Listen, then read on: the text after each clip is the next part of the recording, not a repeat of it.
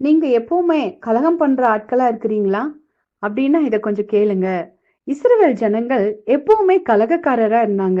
எதனால அவங்க அப்படி கலகம் பண்ணினாங்கன்னா, ஆண்டவர் அவங்க வாழ்க்கையில ஆண்டவர் அவங்கள நடத்தி வந்த விதங்கள பத்தி அவங்க யோசிக்கவே இல்ல. ஆண்டவர் அவங்களோட வாழ்க்கையில செய்த அற்புதங்கள பத்தி அவங்க நினைக்கவே இல்ல. அதனால தான் அவங்க கலகம் பண்ணுனாங்க. அதனால தான் அடிக்கடி ஆண்டவர்கிட்ட முறுமுறுக்குறாங்க.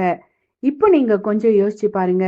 உங்க வாழ்க்கையில நீங்க ரட்சிக்கப்பட்ட நாள்ல இருந்து அல்லது நீங்க பொறந்த நாள்ல இருந்து இதுவரைக்கும் ஆண்டவர் எவ்ளோ நன்மைகளை உங்க வாழ்க்கையில செய்திருக்கிறாரு. எத்தனை அதிசயங்களை செய்திருக்கிறாரு. எத்தனை போராட்டங்களை நீங்க தாண்டி வர பலனை கொடுத்திருக்கிறாரு. இப்படிப்பட்ட நன்றியுள்ள இருதயத்த நீங்க ஆண்டவருக்கு முன்னாடி வெளிப்படுத்தி, ஆண்டவரே இவ்ளோ காரியத்துல எனக்கு உதவி செஞ்சிருக்கீங்களேன்னு சொல்லி நீங்க நன்றி உணர்வோடு இருந்தீங்கன்னா, முறுமுறுக்கிறதோ கலக குணமோ வெளிப்படாது. இஸ்ரவேல் ஜனங்க கர்த்தருடைய நன்மையை நினையாமற் போனதுனால தான் கலகம் பண்ணினாங்களாமா. நீங்க எப்படி?